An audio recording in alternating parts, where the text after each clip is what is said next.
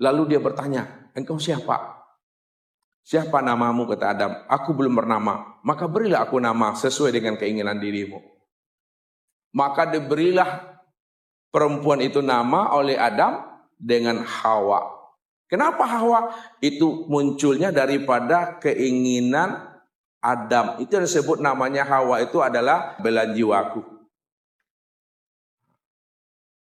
Ketika dia tersadar mimpinya, rupanya zohir bapak ibu nyata. Ya. Ketika dia tersadar betul-betul terzahir Adam itu, Hawa itu di depan dirinya.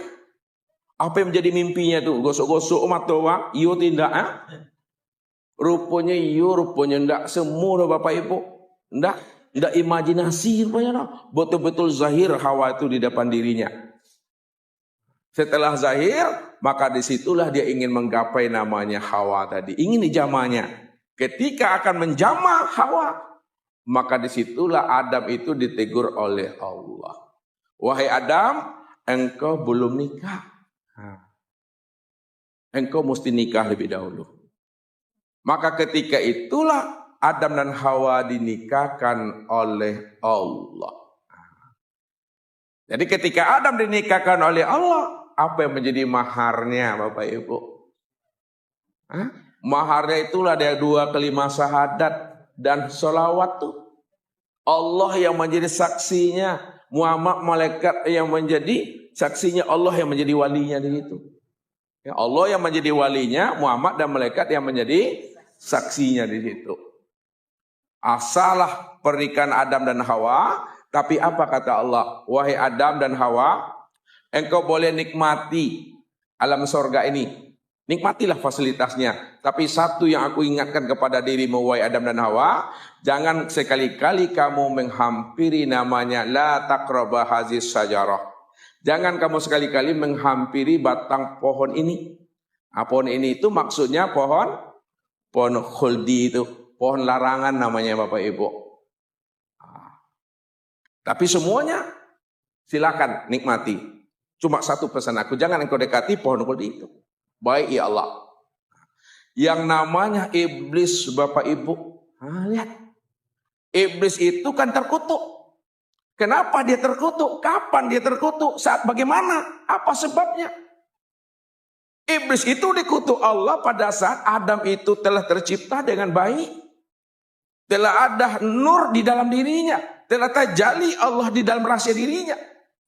Maka ketika itu Allah perintahkan kepada malaikat. Allah perintahkan kepada iblis. Wahai malaikat, wahai iblis, tunduk dan patuhlah kamu kepada Adam. Hormat kamu kepada Adam. Lalu yang namanya malaikat patuh Bapak Ibu. Tunduk, hormat dia kepada Adam ini. Ini disebut namanya sujud ujian namanya. Sajadatul imtihan, sujud ujian namanya. Diuji oleh Tuhan. Jadi malaikat tuh sujud, dia patuh. Yang namanya iblis tidak mau, enggan dia. Kenapa iblis itu enggan kepada Adam, tak mau sujud, tidak mau patuh kepada perintah Allah? Dia protes kepada Allah. Ya Allah, untuk apa aku mesti sujud kepada Adam ya Allah? Ana khairum minhu. Khalaqtani minan nari wa khalaqtahu min tin. Untuk apa aku sujud kepada Adam ya Allah? Aku adalah yang terbaik daripada dirinya. Bukankah engkau ciptakan aku daripada api ya Allah, sedangkan Adam engkau ciptakan daripada tanah yang busuk, tanah yang berlumpur, tanah kering. Aku tak mau ya Allah. Ketika iblis tidak mau sujud kepada Adam atas perintah Allah, maka di saat itulah dia itu dikutuk Allah Bapak Ibu. Dia menjadi makhluk yang terkutuk, yang hina, yang akan diusir oleh Allah dari alam surga. Tapi tidak langsung diusir Bapak Ibu, tidak langsung. Ya, kenapa tidak langsung diusir? Karena namanya alam muqaddar. Nah, ini lihat. Alam muqaddar ini disebut tanzizi muqaddar. Alam muqaddar ini disebut namanya alam dunia Bapak Ibu. Alam dunia ini belum sempurna lagi untuk ditempati dan didiami oleh Adam dan Hawa. Belum sempurna. Ya. Maka ketika itulah namanya iblis yang terkutuk tadi, dia bisa masih masuk ke alam surga. Dia tahu apa yang menjadi ya pesan Allah kepada dirinya. Tidak boleh dia mendekati, menghampiri namanya pohon kuldi itu. Disitulah iblis membuat cerita dan sandiwara, Bapak Ibu. Ya, ketika iblis membuat cerita dan sandiwara, maka sinilah dia ya menggoda namanya Adam dan Hawa. Wahai Adam dan Hawa, kenapa dirimu dilarang oleh Tuhan untuk mendekati pohon itu? Supaya kamu itu tidak berlama-lama di alam sorga.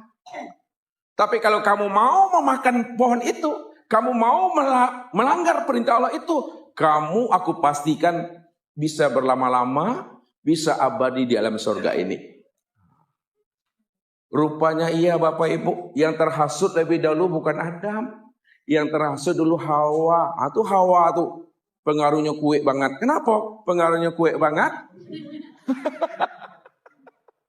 Karena Hawa itu tercipta dan terjadi daripada kehendak dan keinginan Adam.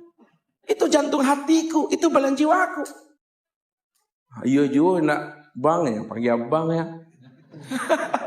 Ya, kalau awak makan pohon buah pohon itu, mungkin awak bisa kekal. Betul tuh kapten katakan iblis itu. Sekali geleng kepala ya Adam. Dua kali geleng, ketiga baru angguk-angguk ya. Iya juga ya. Kita makanlah tuh. Dimakanilah buah pohon kuldi tadi itu oleh Adam dan Hawa. Ketika dia sudah melanggar perintah Tuhan, disitulah Adam dan Hawa pun mendapat durhaka, mendapat namanya laknat dan kutukan daripada Allah. Maka terbukalah baju dan pakaian Adam dan Hawa pada saat dia telah memakan namanya buah larangan atau buah kuldi itu, Bapak Ibu. Ini kias Bapak Ibu. Ketika dia makan itu terbuka bajunya, terbuka pakaiannya. Apa makna sebenarnya? Karena Adam dan Hawa itu berani dia berbuat selingkuh di alam surga. Walaupun dia sudah nikah, walaupun dia sudah kawin dasar, tapi yang namanya surga bukan tempat untuk beranak pinak, kata Tuhan. Nikmati fasilitas ini, tapi jangan untuk beranak pinak di sini. Terbukalah batang tubuhnya, pakaiannya, baru nampak auratnya itu. Baru ketika telah terbuka batang tubuhnya, auratnya, dan Allah sudah murka kepada Adam dan Hawa, maka pada saat itu Adam dan Hawa pun diusir oleh Allah dari surga. Kenapa diusir? Karena pada saat itu Bapak Ibu, yang namanya alam dunia, yang namanya alam muqaddar itu sudah siap untuk ditempati. Ini cerita Tuhan aja sebenarnya. Sandiwara Allah itu. Didatangkan namanya iblis di situ. Ya, sehingganya Adam dan Hawa tergoda. Sebenarnya untuk menzahirkan Adam itu sebagai khalifah di muka bumi. Kalau kita ambil paham yang sebenarnya itu, bukan iblis yang di luar diri Adam dan Hawa, tapi iblis yang ada di dalam dirinya Adam dan Hawa sebenarnya itu. Ya. Fa'alhamaha fujuraha wa taqwaha. Ketika Allah tiupkan nur, bahwa di dalam nur itu, di dalam ruh itu, di dalam jiwanya itu ada sifat fujuraha wa taqwaha, ada sifat nar dan ada sifat nur, ada sifat iblis dan ada sifat malaikat di situ. Jadi diri kita ini Bapak Ibu seperti dua sisi mata koin sebenarnya. Mana yang lebih dominan? Kalau lebih dominan nurnya, maka kita akan menjadi namanya manusia malaikat. Manusia yang patuh, manusia yang penurut namanya. Tapi kalau dominan namanya nar, maka kita akan menjadi manusia iblis. Terus ya, seperti membolak-balik tangan ini Bapak Ibu. Nah, maka ketika itulah Adam dan Hawa termasuk iblis, karena dunia sudah siap untuk ditempati, maka diturunkanlah Adam dan Hawa serta iblis ke alam dunia ini. Maka Adam dan Hawa terlemparlah dari alam sorga ke alam dunia bersamaan dengan iblis. Iblis turun sama-sama. Ya. Setelah dia terlempar ke alam dunia ini, Maka Adam pun terdampar di mana? Adam dan Hawa. Hawa itu di sebelah barat. Nah, matahari apa? Terbenam. Sedangkan Adam, matahari terbit itu di. Nah, inilah hakikatnya. Sekarang ini kita ada ambil ya orang barat, negeri barat itu menguasai negeri timur itu Hawa tuh pengaruhnya. Nah, beratus-ratus tahun lah Bapak Ibu tak berjumpa Adam dan Hawa. Dengan biqudratillah wal iradatillah, masa dan waktu yang telah ditetapkan dalam takdirnya di dalam pertemuan tadi, maka berjumpalah Adam dan Hawa itu Bapak Ibu. Ketika dia berada namanya di padang Arafah, berjumpa Adam dan Hawa. Namun apa yang dibaca oleh Adam, apa pula yang dibaca oleh Hawa? Apa yang disaut Adam kepada Hawa? Apa bacanya? Yang dibaca oleh Adam dan Hawa, inilah yang kita baca di waktu kita nikah batin Bapak Ibu. Assalamualaikum ya babur rahim. Itu kata siapa tuh? Kata Adam tuh, assalamualaikum ya babur rahim. Assalamualaikum ya babur rahim. Lalu dijawab oleh Hawa, waalaikumsalam ya babur rahman. Ini yang menjadi lafaz nikah batin itu Bapak Ibu. Itu dibaca. Inilah pertemuan Adam dan Hawa itu di Jabal apa namanya Khalifah yang ada pergi sini? Jabal Rahmah. Bukit apa artinya itu? Jabal Rahmah, bukit kasih sayang. Makanya kalau orang tak paham kaji, dia dari Indonesia ini bawanya spidolnya. Ya, sampai nanti bukit kasih sayang. Ini Jabal Rahmah. Itu tulinya nama suami, tulinya nama bini. Ya. Hati bonus ya. Saya tahu sudah itu dicarain nih. Iya gitu Pak Haji. Itu Jabal Rahmah tuh. Ini salah. Kadang digosok-gosoknya itu. Diambilnya sapu, digosok-gosok ke batu tuh. Diambilnya tanah tuh. Mereka dimandiannya sampai di Indonesia. Aja syirik tuh. Bertahun-tahun berjumpa Bapak Ibu. Setelah berjumpa Adam dan Hawa, maka di situ pula lah Adam dan Hawa taubat kembali. Dalam taubatnya itu, apa doa yang dibaca oleh Adam?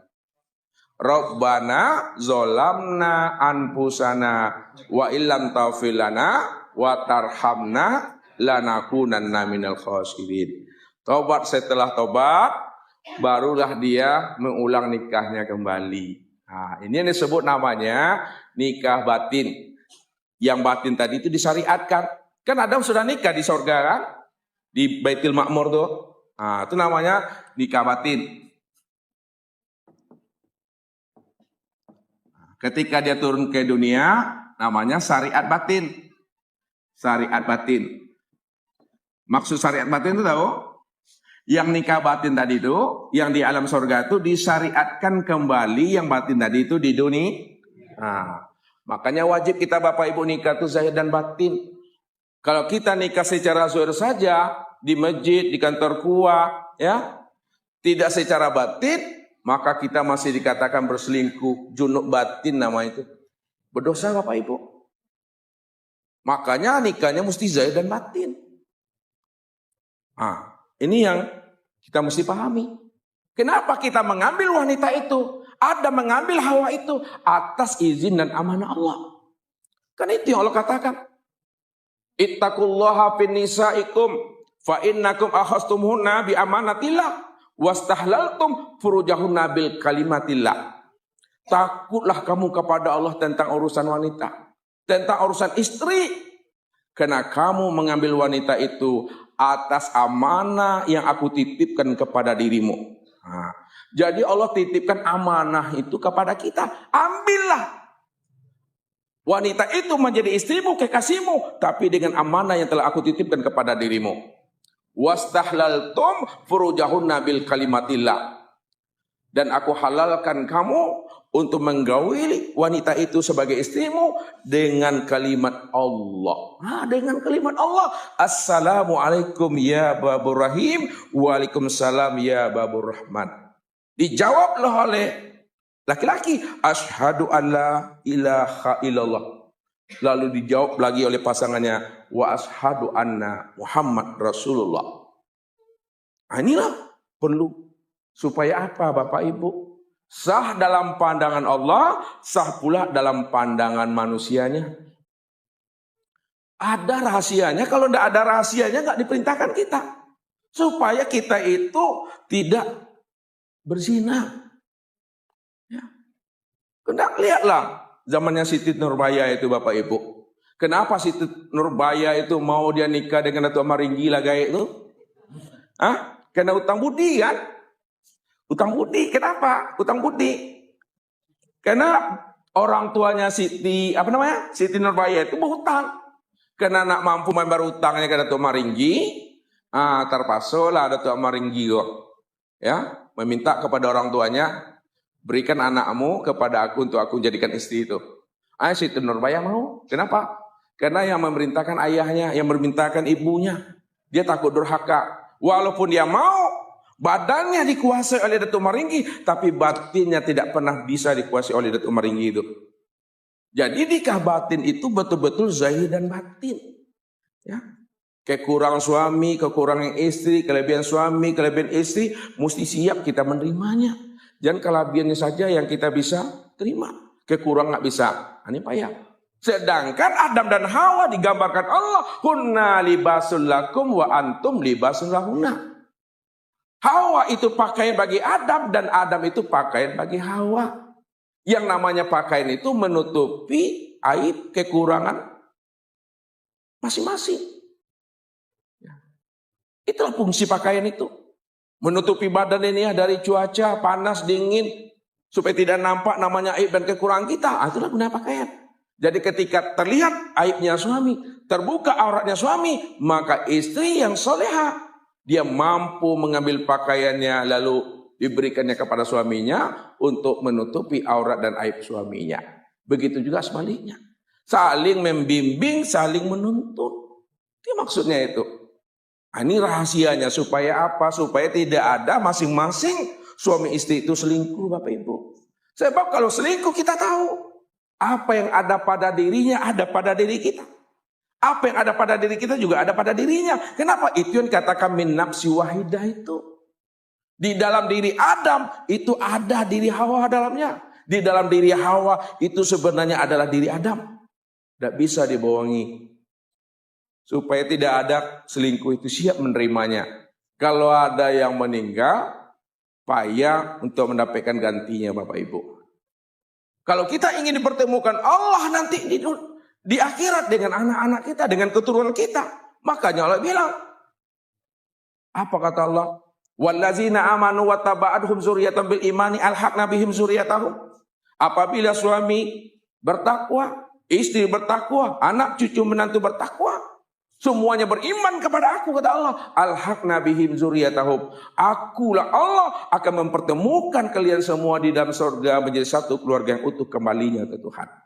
Andai kata kita tidak satu rumah nanti dengan anak dan menantu, tapi satu komplek perumahan seluruhnya Bapak Ibu, beruntunya waktu. Walaupun tidak serumah di surga, tapi satu komplek perumahan surga aja masih beruntung tuh. Ini yang dimaksud Allah, wallahu yahtasu bi rahmatihi man yasha itu. Allah mengistimewakan, Allah mengkhususkan hamba-hambanya yang dikehendaki untuk mendapatkan rahmat dan kasih sayangnya. Maka di dunia inilah sebenarnya Bapak Ibu, bagaimana kita meraih rahmat dan kasih sayangnya Allah. Itu jalannya, hendaklah kita menjadi orang yang patuh dan panuri di mata Allah Bapak Ibu. Imtisalul amri wajtanibun nawahi. Laksanakan perintahnya dan jauhi semua larangannya. Mungkin ini saja Bapak Ibu yang dimuliakan Allah tentang rahasia kosong, tentang rahasia nur, tentang rahasia ruh, dan tentang rahasia Adam dan Hawa itu. Ya, ini makanya wajib kita kenal ini. Wajib kita mesti tahu ini. Siapa yang kosong, siapa nur, siapa ruh. Nah, maka yang kosong itu, ini yang disebut namanya yang batin tadi. Nah, ini lihat kesimpulannya. Yang kosong itu batin. Batin itu bukan tidak ada. Tapi belum bisa dikenal, belum bisa dilihat, belum bisa disaksikan. Lalu bagaimana dia bisa dikenal, dilihat, dan disaksikan? Maka dia mentajalikan dirinya berupa nur. Nah, ketika dia telah mentajalikan dirinya berupa nur, maka di situ disebut namanya dengan zahir. Ketika dia telah menamai dirinya dengan zahir yang sudah berupa nur, barulah si batin ini bisa dikenal, bisa dilihat, dan bisa disaksikan. Kenapa bisa dilihat, dikenal, dan disaksikan? Karena si batin itu sudah menjadi rahasianya si zahir. Yang kosong itu sudah menjadi rahasianya nur. Ini yang dikatakan nur ala nur. Ya, yang zahirnya nur, yang lebur juga nur. Ya. Kalaulah zahir dan batin sudah terpatri dia di dalam satu wujud, maka zahir dan batin itu juga lebur ke dalam ruh ini. Nah, lebur dia. Yang zahir batin, yang Allah dan Muhammad tadi, lebur dia ke dalam ruh. Makanya ruh ini disebut namanya Ruhul Kudus. Ruhul Kudus. Apa artinya itu Ruhul Kudus? Yang suci itu. Siapa yang suci itu?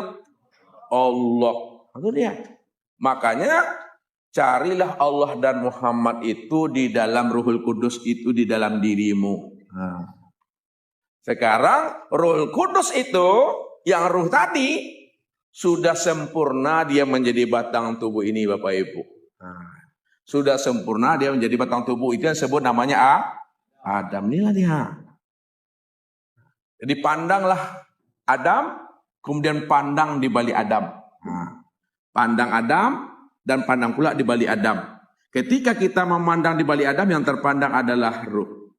Ketika kita memandang di balik ruh, yang terpandang adalah nur. Ketika kita memandang di balik nur, maka yang terpandang adalah Allah. Maka sempurnalah di situ Allah katakan, wa khalaqa Adam ka suratihi, aku jadikan Adam itu tidak lain adalah diriku sendiri. Adam itu aku dan aku itulah yang Adam. Makanya Adam itu diberi artinya dengan apa? Tiada. Kalau ada Adam itu artinya tiada, yang ada siapa? Yang ada hanya Allah.